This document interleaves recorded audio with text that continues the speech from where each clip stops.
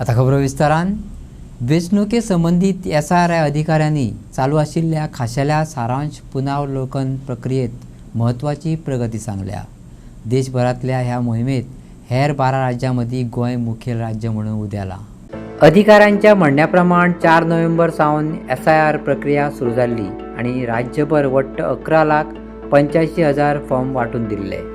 फक्त 10 दिसां भितर अधिकाऱ्यांनी 55.33% फॉर्म यशस्वीपणान एकठांय केल्यात। SIR का प्रोसेस अभी ज़्यादा मैक्सिमम आपका डिस्ट्रीब्यूशन 100% हो गया फॉर्म का। तो सर एक लोगों को बता दीजिए क्या एग्जैक्टली प्रोसेस है।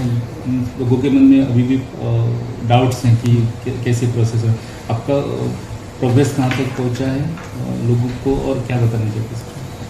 जैसा आप सब लोग जानते हैं कि 4 नवंबर को हमने SIR का प्रोसेस स्टार्ट किया था और गोवा जो है वो फर्स्ट स्टेट था जिसने 4 दिनों के अंदर लगभग 8 या 9 नवंबर तक सभी 11,85,000 जो एनुमरेशन फॉर्म्स हैं वो घर घर में डिस्ट्रीब्यूट कर दिए थे। उसके बाद 10 नवंबर से हमने collection of duly filled and signed enumeration form है उस सब को स्टार्ट किया था। और मुझे बताते हुए खुशी हो रही है कि पिछले 10 दिनों में हमने 55.33% एनुमरेशन फॉर्म्स है वो कलेक्ट कर लिए। तो उसमें लगभग 18,000 के आसपास है जो हमारे ASDD वोटर्स है, यानी कि जो वोटर जब BLO उनके घर पे मल्टीपल टाइम्स गए तो या तो एब्सेंट है या डेड है या शिफ्टेड है या डुप्लीकेट फाइल है। तो लगभग 18,000 तो ऐसे वोटर है और बाकी सभी जो वोटर है वो 6,37,000 वोटर है जिनके फॉर्म्स हमने कलेक्ट कर लिए हैं और वो अभी अलग अलग हमारी प्रोसेसिंग में चल रही हैं। तो बाकी सभी 12 स्टेट्स की जो अगर हम कंपैरिजन करते हैं तो गोवा अभी भी नंबर 1 पे चल रहा है कि जहाँ पर सभी फॉर्म जितने भी मैक्सिमम नंबर ऑफ फॉर्म्स है वो वापस आ गए हैं। हमारा टारगेट है, वैसे कमीशन ने हमें 4 दिसंबर तक की डेडलाइन दी है कि जब तक सभी एनुमरेशन फॉर्म जो है वो वापस आ जाए, बट हम कोशिश करेंगे कि 30 नवंबर से पहले जो सभी फॉर्म्स उन पर वापस आ जाए। कुछ हमें BLO ऐप में कुछ कभी जहाँ पे नेटवर्क कनेक्शन नहीं है या जो है वो speed of the app is slow या कभी वो लॉग आउट हो जाता है, इस तरह के इश्यूज आ रहे हैं। तो हम इलेक्शन कमीशन की जो IT टीम है उससे रेगुलर टच में रहते हैं पूरे दिन भर। ये 2 महीने में 2-3 महीने में प्रोसेस हो रहा है, इतना समय काफ़ी है। देखो कमीशन ने क्या है, जैसे बिहार में पूरा SIR प्रोसीजर बड़ा सफलता से हुआ और उसके बाद सबसे बड़ी बात है कि जब फाइनल रोल आएगा हमारा 7 फरवरी को, अगर कोई भी आदमी उससे एग्रीव्ड है तो उसकी अपील जो है वो DM के पास 30 डेज में डाल सकता है और DM के ऑर्डर से भी अगर एग्रीव्ड है तो with in next 30 days C office में डाल सकता है। बिहार के केस में कोई अपील जो फाइनल रोल के अगेंस्ट में किसी भी इलेक्टर ने नहीं फाइल करी, तो मतलब आप समझिए कि 30 दिन का टाइम ओवर हो गया और अभी भी कोई अपील नहीं आई है। इसका मतलब जिसका भी नाम ऐड हुआ या डिलीट हुआ, एवरीबडी सेटिस्फाइड। तो इसलिए अब देखो पॉलिटिकल तो क्या है, लेकिन फैक्ट्स के ऊपर अगर हम बात करेंगे तो उन्होंने ये पूरी एक्सरसाइज 3-3.5 महीने के अंतराल में पूरी किया है। तो और उस समय तो उनके पास में शायद जितने भी ऑनलाइन मॉड्यूल्स है इस सब की सपोर्ट भी नहीं थी। उसके बाद तो पिछले 2 महीने में कमीशन ने भी बहुत सारे मॉड्यूल्स बनाए हैं, BLO ऐप पे बहुत सारे अपडेशन किए हैं। तो काफ़ी ऐसी इन्फॉर्मेशन है जो ऑनलाइन ही अवेलेबल हो गई है। तो मुझे लगता है कि टाइट है हमारे लिए भी थोड़ी जो डेडलाइन जो दी गई है, बट हमने अपनी पूरी मशीनरी को इस तरह से ट्रेन किया हुआ है, सेंसिटाइज किया हुआ है कि वी आर होपफुल कि हम विद इन टाइम में पूरा टारगेट अचीव कर लेंगे।